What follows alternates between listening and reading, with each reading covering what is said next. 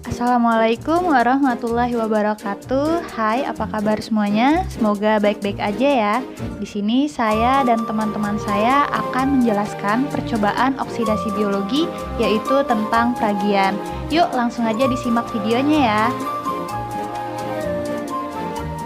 Tujuannya adalah membuktikan bahwa di dalam sel ragi terjadi reaksi oksidasi karbohidrat menjadi CO2 dan etanol dalam keadaan anaerob dan memperlihatkan bahwa tidak semua karbohidrat dapat diragikan.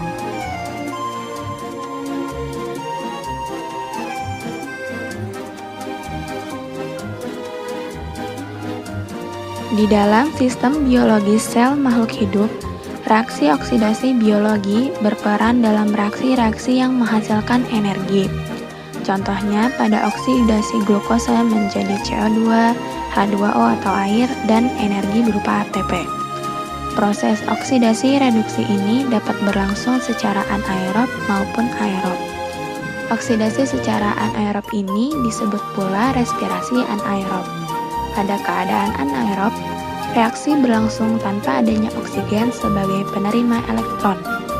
Contohnya adalah proses peragian karbohidrat oleh sel ragi atau dapat disebut juga fermentasi alkohol.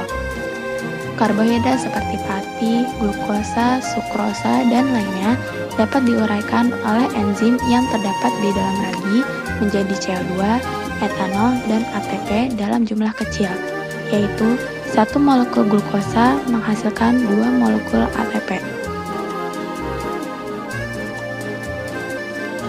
Mekanisme fermentasi alkohol ini dimulai dengan glukosa yang mengalami glikolisis yang menghasilkan 2 asam pirufat. Ketika glikolisis berlangsung, maka dihasilkan 2 molekul ATP serta NAD+ diubah menjadi NADH. Kemudian, 2 asam pirufat ini akan diubah menjadi 2 molekul asetaldehid, dan ketika asetaldehid ini terbentuk, maka akan dilepaskan gas karbon dioksida. Kemudian, asetaldehid ini akan diubah menjadi etanol. Namun, dalam perubahan ini, NADH yang sudah dihasilkan dalam glikolisis tadi diubah kembali menjadi NAD+. Jadi, hasil akhir dari proses ini adalah 2 etanol, 2 CO2, 2 NADH, dan 2 ATP.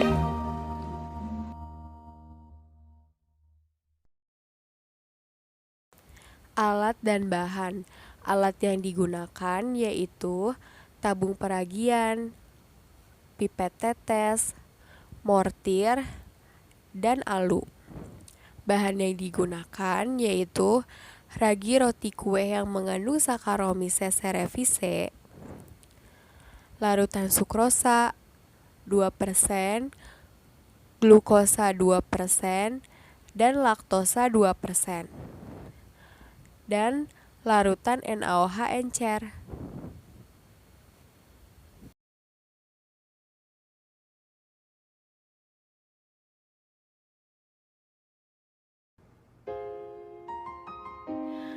Pada percobaan peragian, kita menggunakan alat yang berbentuk U ini, yaitu tabung peragian.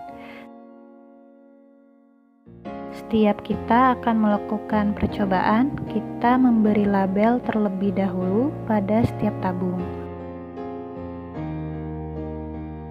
Kemudian digunakan mortir untuk mencampur ragi dengan larutan karbohidrat yang akan kita periksa.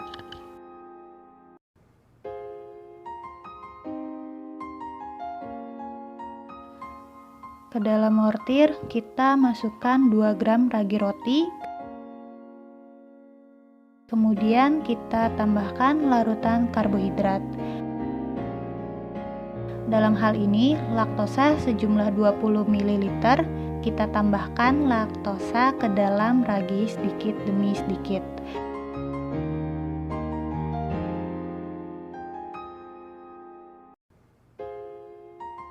Sambil kita aduk dengan alu sampai terbentuk pelet yang larut.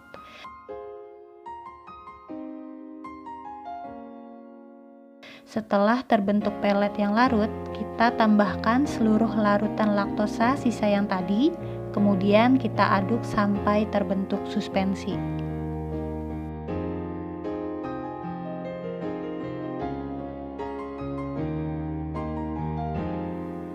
Kemudian kita tuangkan suspensi ke dalam tabung peragian.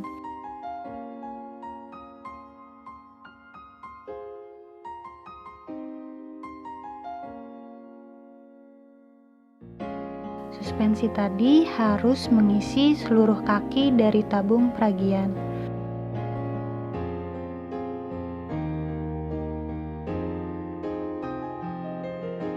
Kemudian setelah selesai, kita tunggu beberapa waktu untuk melihat apakah nanti terjadi proses peragian di dalam tabung ini. Jika terjadi proses peragian, pada kaki tabung akan terbentuk gas CO2, lalu kita lakukan hal yang sama pada larutan sukrosa dan larutan glukosa.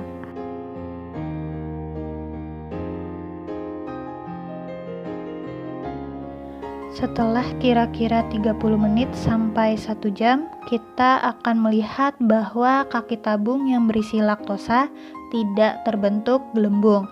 Artinya tidak terbentuk gas CO2 atau hasil peragiannya negatif.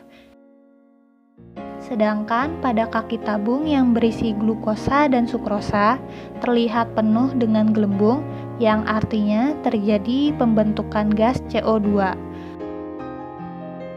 Untuk membuktikan kaki tabung ini mengandung CO2, kita masukkan NaOH ke dalam tabung peragian.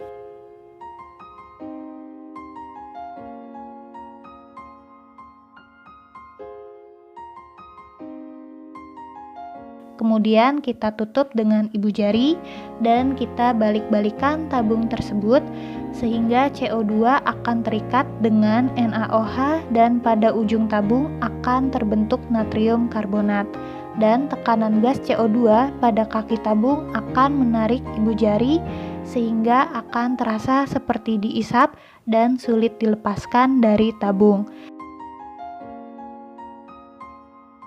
Demikian juga dilakukan pada tabung yang berisi sukrosa dan laktosa untuk membuktikan adanya gas CO2 tadi.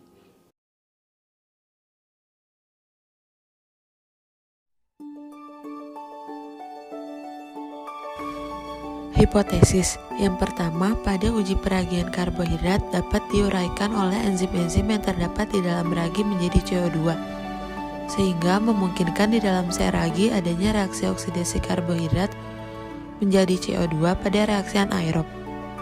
Walaupun tidak semua karbohidrat dapat diragikan. Yang kedua, adanya pengaruh waktu pada saat mendiamkan sampel dengan ragi. Yang ketiga, adanya pengaruh NaOH pada isapan ibu jari untuk mengetahui gelembung CO2 pada karbohidrat. Karena NaOH sendiri berfungsi untuk menguji keberadaan gas CO2.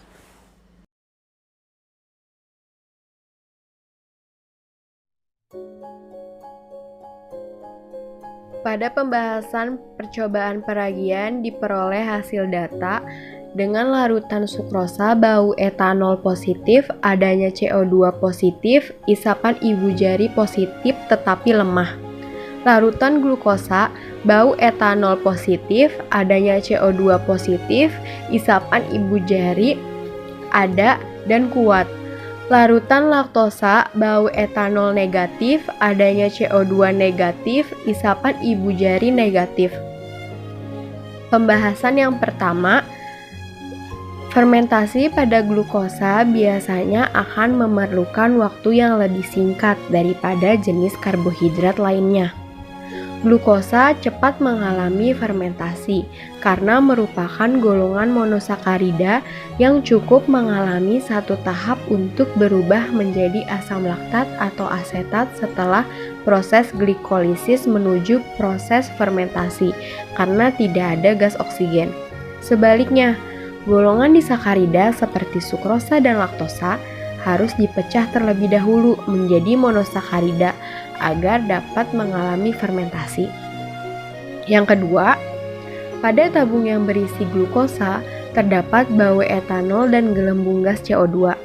Hal ini telah sesuai dengan teori. Yang ketiga, pada tabung yang berisi sukrosa terdapat bau etanol dan gelembung gas CO2.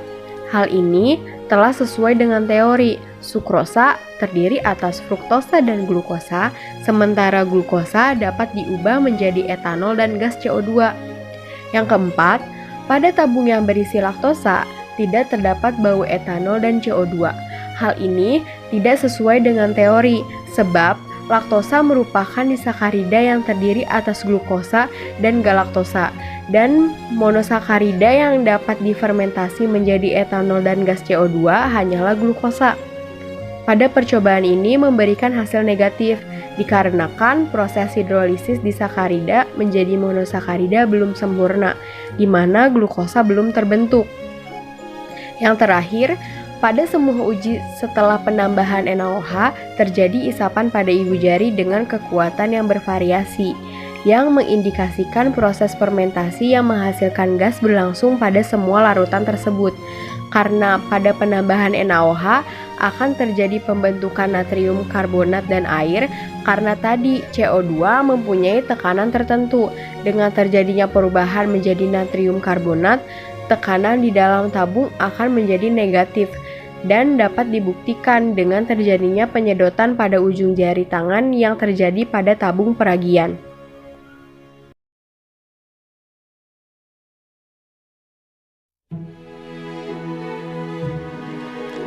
Berdasarkan hasil praktikum, dapat disimpulkan bahwa yang pertama, peragian merupakan suatu proses enzimatis di mana terjadi perubahan dari molekul karbohidrat menjadi etanol dan gas karbon dioksida, di mana gas karbon dioksida yang dihasilkan ini akan terlihat pada kaki yang tertutup dari tabung peragian. Yang kedua, sukrosa memiliki bau etanol, adanya gas CO2, serta isapan ibu jari yang lemah. Yang ketiga, glukosa memiliki bau etanol, adanya gas CO2, dan isapan ibu jari yang kuat. Yang keempat, laktosa seharusnya memiliki bau etanol, adanya gas CO2, dan isapan pada ibu jari yang lemah. Karena laktosa ini terdiri dari monosakarida yaitu glukosa.